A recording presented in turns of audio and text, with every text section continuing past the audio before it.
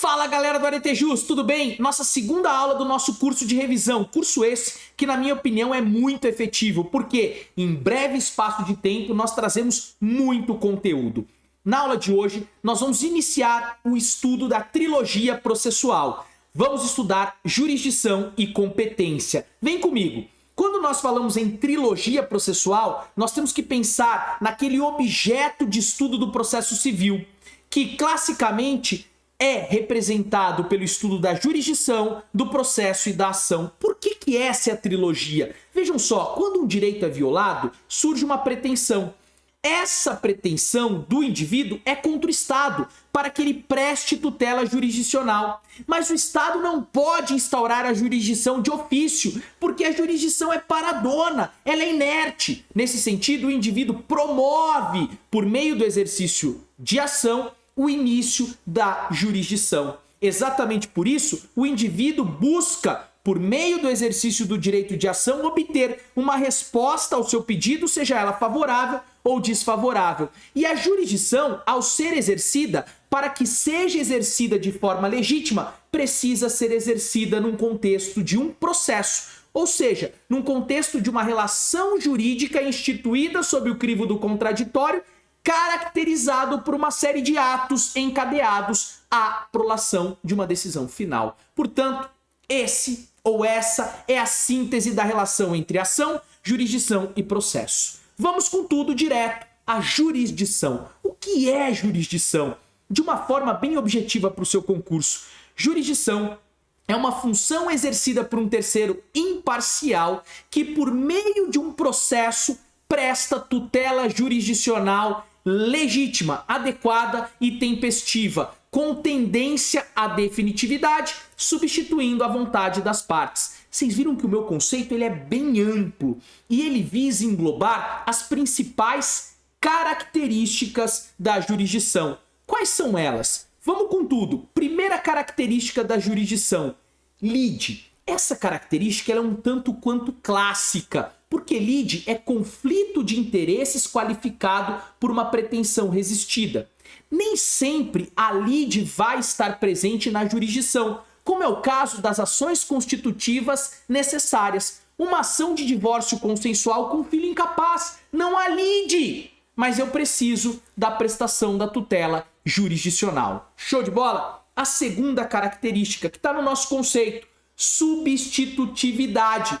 O que isso significa? Significa que o juiz substitui a vontade das partes para prestar a tutela do direito material. Classicamente se dizia que o juiz substitui a vontade das partes para impor a vontade do direito. O importante é que você tenha em mente que o juiz não impõe a sua vontade própria, ele impõe a vontade do direito. Traduzindo para o nosso momento neoprocessual, ele presta a tutela do direito material. A próxima característica, a inércia. Jurisdição não se instaura de ofício, o processo começa por iniciativa das partes. Existe exceção? Sim, não é mais o inventário. O processo que nós costumamos chamar de restauração de autos. Na verdade, o processo se perdeu, o juiz precisa restaurar, ele pode instaurar de ofício. A próxima característica, definitividade. Isso mesmo, pessoal. O exercício da jurisdição, ele promove a coisa julgada material, que é a definitividade ou a imutabilidade e indiscutibilidade do conteúdo do dispositivo da sentença. A definitividade diferencia ou permite distinguir a jurisdição do processo administrativo, que não faz coisa julgada, mas apenas preclusão em face da administração. E, por fim, alguns doutrinadores estabelecem como característica da jurisdição a criatividade. Isso porque o juiz, no caso concreto, é que constrói a norma decisória. No dispositivo eu tenho a norma construída que irá reger a solução daquele caso concreto. Mas, além disso, num sistema em que se adota precedentes vinculantes, as nossas cortes de precedentes definem, por meio da ratio decidendi, ou seja, por meio dos motivos determinantes, fundamentos que serão aplicados de forma vinculada a casos similares. Portanto, ao estabelecer essa fundamentação que consiste na interpretação do enunciado, nós podemos dizer que a atividade jurisdicional também é criativa, seja na criação de um caso concreto, norma, decisão, seja num sistema de precedentes vinculantes, norma, fundamento, que se expande para aplicação de casos similares. Show de bola? Próximo tópico, princípios da jurisdição. E o primeiro princípio que nós temos que nos lembrar, mas nós já vimos, já estudamos ele na aula passada, o princípio da inafastabilidade da jurisdição. Isso mesmo, pessoal, o princípio da inafastabilidade da jurisdição, só recordando, tem que ser visto em um viés clássico, que não se exige o exaurimento da esfera administrativa, não podendo confundir com a questão do interesse de agir, exemplo, habeas data. Existe uma exceção quanto a essa regra, que é o artigo 217 da Constituição, que trata do Tribunal Desportivo, que não é justiça, embora a Constituição denomine justiça desportiva. Por outro lado, eu tenho o viés contemporâneo, que representa o acesso à ordem jurídica justa. E por fim, lembrando que o Código de Processo Civil, ele estabelece que eu não posso afastar da apreciação jurisdicional ameaça ou lesão a direito, portanto, tutela preventiva ou repressiva. E a Constituição fala que a lei não excluirá da apreciação do poder judiciário. Repare que a nossa legislação processual vai além, porque reconhece a arbitragem como verdadeira jurisdição privada. Show de bola? O próximo princípio, juiz natural. Quando nós falamos em juiz natural, é aquele previamente estabelecido em lei. Não se admite juiz ou tribunal de exceção, juiz ou tribunal discricionariamente escolhido para julgar um determinado caso. Porém, além de tudo isso, a ideia de juiz natural também se correlaciona em sua dimensão material ao princípio da imparcialidade. Isso mesmo, juiz natural, além de ser previamente estabelecido em lei, tem que ser imparcial, tem que aparentar imparcialidade. Show de bola? O próximo princípio, olha só que legal o Paulão fez para vocês. O próximo princípio da investidura. Significa que para julgar uma demanda eu tenho que estar investido, seja por concurso público, artigo 93, inciso 1 da Constituição Federal, lembrando que hoje exige-se a quarentena de entrada. Além disso, a investidura pode se dar pelo 5º Constitucional nos tribunais, ou ainda por nomeação do presidente da República aprovado pelo Congresso Nacional, por exemplo, pelo Senado Federal, no caso, né? Por exemplo, na nomeação de ministro do Supremo Tribunal Federal. Princípio da territorialidade, não se esqueça, a jurisdição ela é una, indivisível, e ela é exercida no território nacional. Show de bola! Em tese, eu não exerço jurisdição fora do território nacional. Não confundir isso com a delimitação legal para o exercício legítimo da jurisdição, que é exatamente a competência. Perfeito? Princípio da indelegabilidade, eu não posso delegar o exercício da minha jurisdição exatamente porque é um exercício de função estatal. E princípio da inevitabilidade se correlaciona com a imperatividade da jurisdição e com a substitutividade. A parte não pode simplesmente falar, eu não quero. Não, ela está em um estado de sujeição, ela se sujeita à coisa julgada. Show de bola? Pois bem, feito isso, nós vamos agora classificar. Você sabe que tem jurisdição penal, jurisdição civil e assim por diante, mas a classificação que eu quero é jurisdição voluntária ou graciosa e jurisdição contenciosa. Eu tenho uma tabelinha para vocês aqui que eu preparei. Olhem só, essa tabelinha ela é muito boa, mas eu quero que você olhe para mim. Sabe por quê? A jurisdição contenciosa é aquela clássica tradicional que envolve a existência de lide, ou seja, conflito de interesses qualificado por uma pretensão resistida. Aqui as partes promovem um pedido e o juiz tem que julgar pautado exclusivamente na Constituição e nas leis. A decisão configurada por uma sentença faz coisa julgada. Show de bola. Agora, o que é essa jurisdição voluntária? O que é isso, pessoal? A jurisdição voluntária, para a teoria clássica,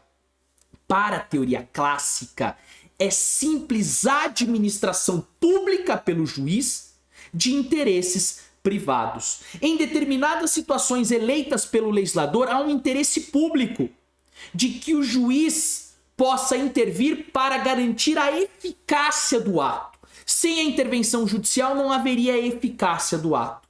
Aqui, portanto, para essa teoria clássica não haveria pedido, mas um mero requerimento, e as partes, na verdade, seriam interessados.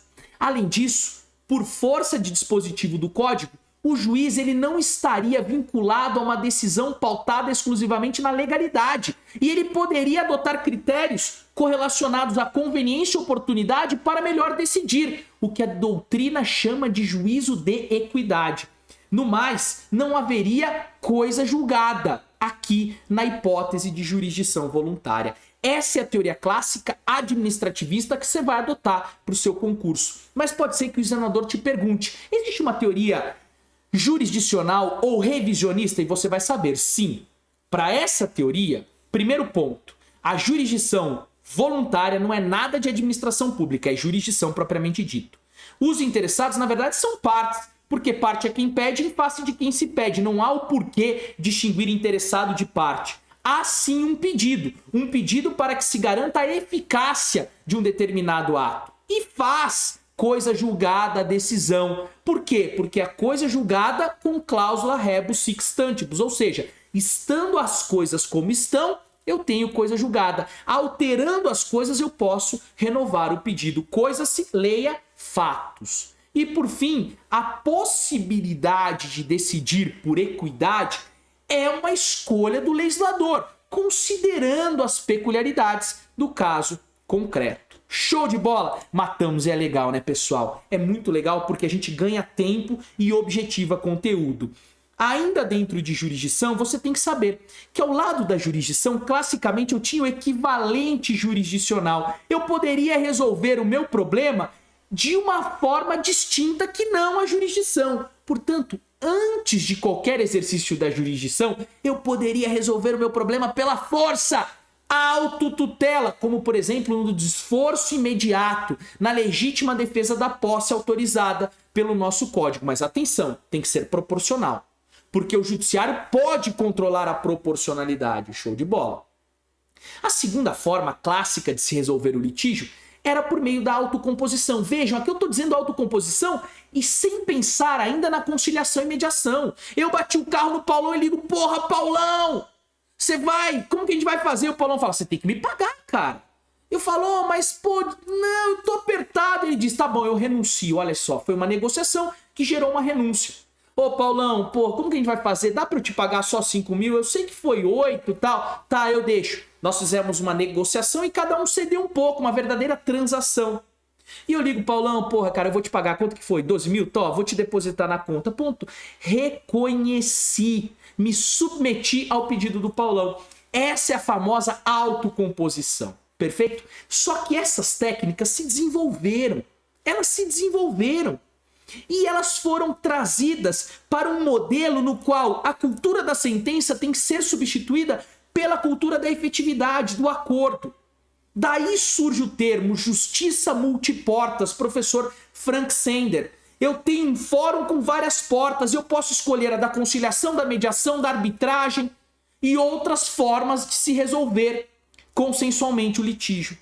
Aqui, pessoal, não se esqueçam, nós já falamos isso nas normas fundamentais. Mediação, eu tenho um terceiro independente imparcial que vai promover a aproximação das partes que já se conhecem para deliberar as causas subjacentes e, logicamente, construir elas um resultado comum.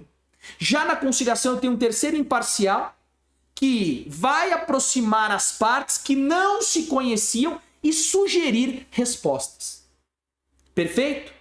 Vigora aqui vários princípios, dentre eles independência, autonomia, decisão informada tem que esclarecer, confidencialidade, salvo se evidentemente o cara praticou um crime, a autonomia da vontade. Olhem só, as partes podem escolher um conciliador ou um mediador que não consta do cadastro do tribunal.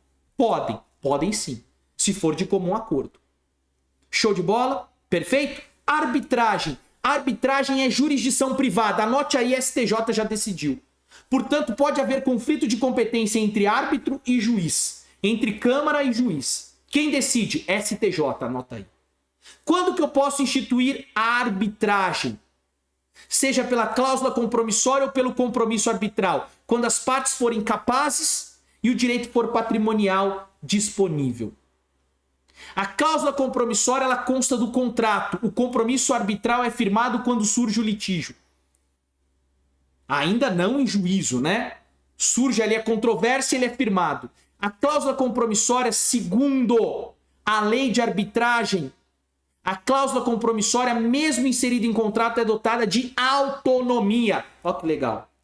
Eu posso requerer tutela de urgência ao árbitro, só que a sua efetivação demanda a atuação do judiciário. Se a arbitragem ainda não foi instituída, eu peço a tutela de urgência ao juiz, mas depois eu peço que sejam encaminhados os autos para a arbitragem. Por fim, a sentença arbitral não precisa de homologação, não pode ser reformada nem revista em seu mérito, mas apenas anulada pelo juiz. E essa sentença arbitral é um título executivo judicial. Portanto, ela é satisfeita por meio de cumprimento de sentença. Show de bola, pessoal? Vem comigo! Nós vamos agora trabalhar a tutela jurisdicional. O que é tutela jurisdicional? Tutela jurisdicional é o resultado que concretiza a prestação da tutela material de direito. Não confundir tutela jurisdicional, que se correlaciona ao resultado de concretização da tutela material de direito, com a prestação jurisdicional. Isso mesmo. Prestação jurisdicional é simplesmente o que, pessoal? A resposta do judiciário ao seu pedido. Então vem comigo. Você pede. O juiz verifica que você é manifestamente ilegítimo. Extingue o processo sem resolução de mérito. Houve prestação jurisdicional? Sim. Houve tutela jurisdicional? Não. Show, pegou. A tutela jurisdicional se dá quando é procedente o pedido do autor concretizando o seu direito.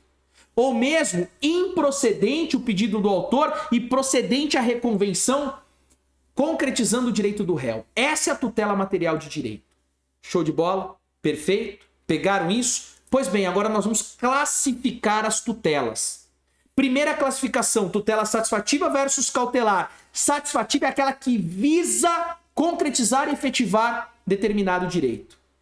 E a cautelar é aquela que visa garantir a efetividade de futura decisão judicial. O cara está dilapidando o patrimônio, eu determino o bloqueio do patrimônio para que, ao final, se ele for condenado, a sentença possua efetividade.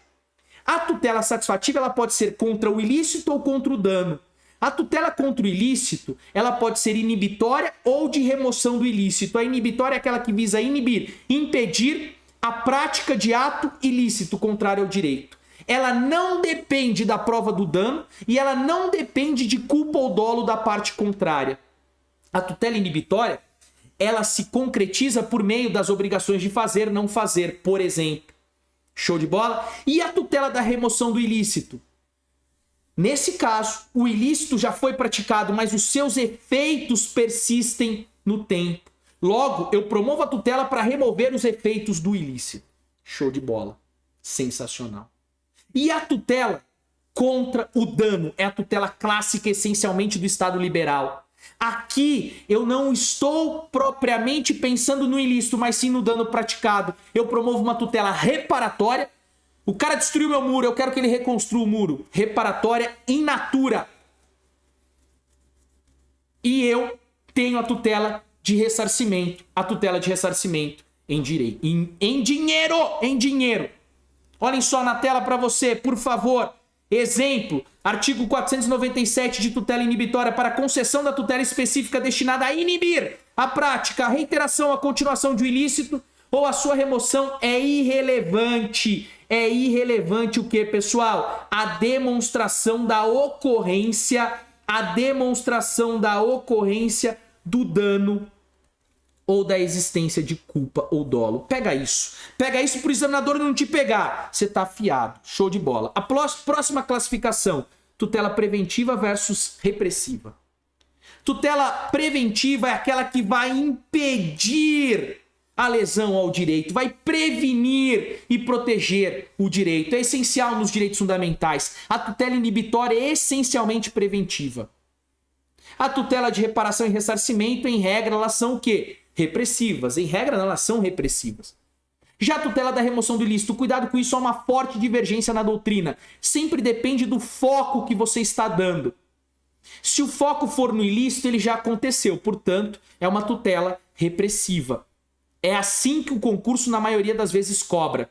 Mas se o foco for na continuidade dos efeitos, ela vai prevenir essa continuidade. Cuidado com isso, tá? Cuidado com isso, tenha cacuete de concurseiro. Não vai errar na sua prova. Vem comigo, vem com tudo, vamos lá. Quanto à espécie... Pô, professor, compartilha aí, tá? Desculpa. Quanto à espécie de crise jurídica, o professor Dinamarco que costuma dizer o processo, muitas vezes, ele leva em conta a crise jurídica. E eu tenho, dentro do processo de conhecimento, a crise da certeza da situação jurídica ou do adimplemento. A crise da certeza eu resolvo por meio da tutela declaratória. Eu vou declarar a existência, a inexistência ou modo de ser de uma relação jurídica, ou a falsidade ou a autenticidade de um determinado documento. A crise da situação jurídica, ela se correlaciona à tutela constitutiva. Eu vou promover a anulação de um determinado negócio jurídico em virtude de erro. E a crise do adimplemento por meio da tutela condenatória. Eu vou impor uma prestação de dar, fazer ou não fazer. Por outro lado, quando eu já tenho a certeza do direito, quando eu já resolvi a questão do adimplemento, muitas vezes surge a crise da satisfação. Eu não tenho meu direito satisfeito ainda. A crise da satisfação, ela se resolve por meio da tutela executiva. A tutela executiva não visa a prática de atos de conhecimento, mas sim atos materiais para satisfazer o direito. Só que às vezes pode surgir, em virtude do tempo, a crise da segurança. E a crise da segurança eu resolvo, em regra, pela tutela cautelar. Perfeito? Tranquilo? Pegaram isso? Pois bem, próxima classificação, vamos com tudo. Estamos encerrando essa aula de revisão. Tutela específica e tutela pelo equivalente em dinheiro. Aqui eu levo em conta a coincidência do resultado com a satisfação voluntária. Eu levo em conta se o processo vai coincidir ou não com a satisfação voluntária.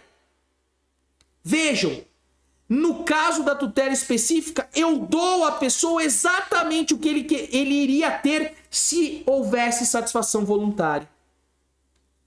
Vejam 497, na ação que tenha por objeto a prestação de fazer ou não fazer, o juiz, se procedente o pedido, concederá a tutela específica ou determinará providências que assegurem a obtenção da tutela pelo resultado prático equivalente. Lembrando que a tutela pelo resultado prático equivalente é uma forma de tutela específica, que excepciona inclusive aquela ideia de adstrição do juiz ao pedido, que excepciona inclusive a ideia de congruência do pedido, porque às vezes o juiz pode, para garantir o resultado prático equivalente, dar algo que sequer foi cogitado. Agora, por outro lado, eu tenho a tutela pelo equivalente em dinheiro. Aqui, não foi possível a tutela específica, ou ela é extremamente onerosa e, portanto, eu pedi a conversão em perdas e danos. Essa é a tutela pelo equivalente em dinheiro. Show de bola? Agora, a tutela também pode ser classificada quanto ao plano vertical de cognição. Vejam só, quando eu falo em cognição, eu estou pensando em conhecimento. Quando eu penso em cognição horizontal, eu estou pensando nas matérias que podem ser alegadas naquele processo. Eu tenho, às vezes, cognição horizontal plena, eu posso alegar qualquer matéria. Ou cognição horizontal restrita. Por exemplo, numa ação possessória, eu não posso alegar propriedade. Viram só? Agora, o que me interessa é a cognição vertical, a profundidade. Em determinadas situações, eu tenho a cognição exauriente, eu vou a fundo. Nessa hipótese, eu gero a tutela definitiva, que é aquela que vai permitir a coisa julgada. Por outro lado, em determinadas situações eu tenho uma cognição sumária, uma cognição pautada em probabilidade. Nessa situação eu tenho a tutela provisória. A tutela provisória não gera coisa julgada. A tutela provisória de urgência, antecipada, antecedente, pode gerar estabilização. Mas nós vamos ver, isso não é coisa julgada. Perfeito? Agora, por fim, encerrando. Poxa, já passou rápido, né, pessoal? Parte da doutrina vai dizer que existem técnicas diferenciadas, como, por exemplo, os procedimentos especiais. Essas técnicas diferenciadas gerariam uma tutela diferenciada. Eu sou crítico a essa ideia. Na verdade, todas as técnicas visam promover o quê? A tutela do direito material. Mas as técnicas diferenciadas seriam aquelas que levariam em conta a peculiaridade do direito material. Show de bola, pessoal! Terminamos o estudo da jurisdição. E próximo bloco, competência. Vamos com tudo na nossa revisão.